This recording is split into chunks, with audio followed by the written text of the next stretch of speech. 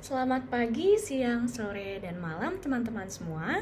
Perkenalkan, saya Dinarsari Almera Sutanto dari kelas TPA-PKBG akan menjelaskan mengenai penerapan yoga terhadap penurunan gejala depresi.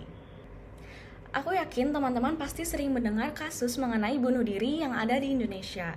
Dan kalian tahu nggak sih, salah satu penyebabnya itu karena depresi. Berdasarkan data yang diberikan oleh Tirto ID, warga negara Indonesia yang mengalami depresi di tahun 2023 sebanyak 9.162.886 dan akan terus meningkat seiring dengan pertumbuhan penduduknya.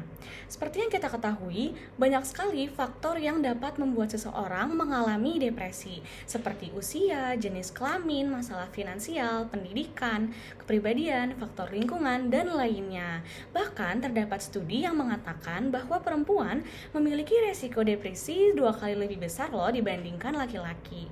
Dan penyebabnya adalah karena perbedaan hormon dan perbedaan dalam pola pikir. Selain itu, dengan menggunakan pendekatan dimensional, ditemukan bahwa adanya keterkaitan antara kepribadian seseorang ketika remaja dengan depresi, di mana terdapat kolerasi positif antara neurotisme dengan depresi dan kolerasi negatif antara depresi dengan pribadi yang ekstrovert dan juga introvert. Artinya, depresi dapat dipengaruhi oleh neurotisme, yaitu jenis kepribadian yang cenderung terjadi karena adanya pengalaman emosional yang negatif. Terdapat beberapa cara yang dapat dilakukan untuk menurunkan gejala tingkat depresi. Di antaranya adalah dengan melakukan pengobatan ke dokter, terapi psikologi, dan melakukan perubahan pola hidup, seperti yoga. Nah, dari cara tadi yang sudah disebutkan, aku yakin beberapa di antara teman-teman pasti ada yang belum tahu nih bahwa depresi itu bisa menjadi alternatif perawatan yang sangat efektif. Maka dari itu, tujuan penelitian ini adalah untuk mengetahui pengurangan tingkat depresi seseorang dengan menerapkan yoga. Oke, untuk mengetahui hubungan antara yoga dengan depresi, kita harus tahu dulu nih, apa sih pengertian dari keduanya. Kalau yoga berasal dari kata Sanskerta yaitu yuj yang memiliki arti memasangkan atau memanfaatkan, yang merujuk pada proses penyatuan pikiran, tubuh, dan napas dalam pengalaman holistik yang bermanfaat bagi kesehatan dan kesejahteraan individu. Sedangkan depresi adalah gangguan mood yang ditandai dengan suasana hati yang secara terus-menerus merasa sedih, kosong, atau mudah tersinggung, bersama dengan gejala fisik atau kognitif lainnya. Terdapat tinjauan sistematis yang mengevaluasi efektivitas yoga sebagai terapi untuk menurunkan tingkat depresi di tahun 2005. Studi ini menunjukkan bahwa terdapat hasil positif intervensi yoga dalam menurunkan tingkat depresi dibandingkan intervensi lainnya.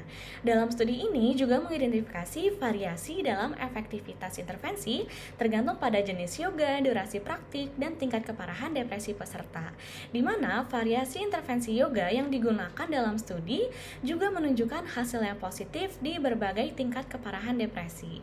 Namun, pada studi ini terdapat beberapa keterbatasan metodologis.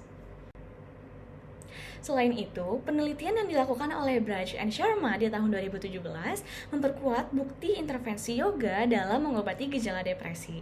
Tujuan utama penelitian mereka adalah untuk mengevaluasi intervensi yoga antara tahun 2011 hingga 2016 dengan fokus pada efektivitasnya dalam mengurangi gejala depresi.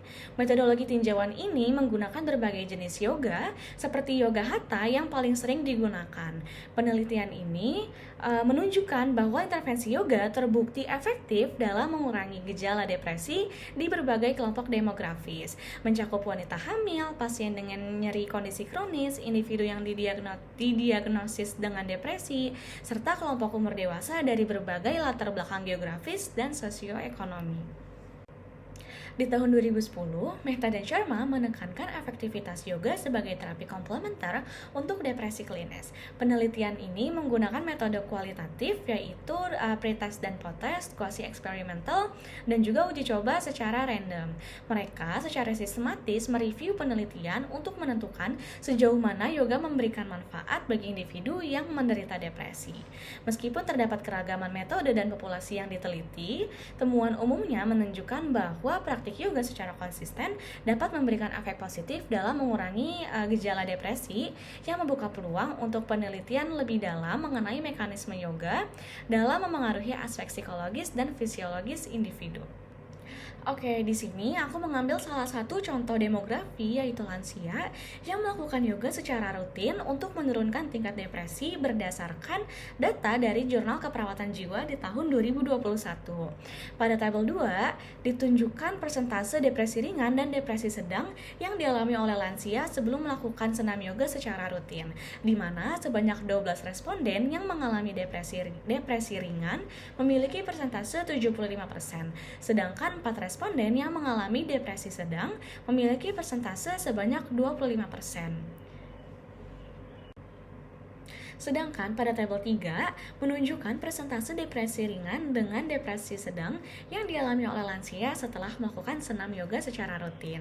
Di sini kita bisa melihat perbedaan hasil yang dapat dibandingkan dengan tabel 2, yaitu pertama, sebanyak 5 responden yang mengalami depresi ringan sebelum melakukan yoga secara rutin berubah menjadi normal dengan persentase 31%. Kedua, sebanyak 7 responden yang mengalami depresi ringan sebelum melakukan yoga secara rutin tetap memiliki depresi ringan. Dan yang ketiga, sebanyak 4 responden yang memiliki depresi sedang sebelum melakukan yoga secara rutin berubah menjadi depresi ringan setelah melakukan yoga secara rutin. Berdasarkan pemaparan sejauh ini, aku dapat menyimpulkan bahwa dengan melakukan yoga secara rutin dapat memberikan perubahan yang signifikan. Yoga dapat menjadi alat terapeutik universal yang dapat diakses oleh berbagai kalangan tanpa batasan gender, usia, atau kondisi medis tertentu. Oleh karena itu, yoga memiliki potensi untuk menjadi pilihan pengobatan yang aman dan efektif bagi individu yang sedang mencari alternatif non-farmakologis dalam mengelola depresi mereka. Sekian pemaparan saya kali ini. Terima kasih dan sampai jumpa.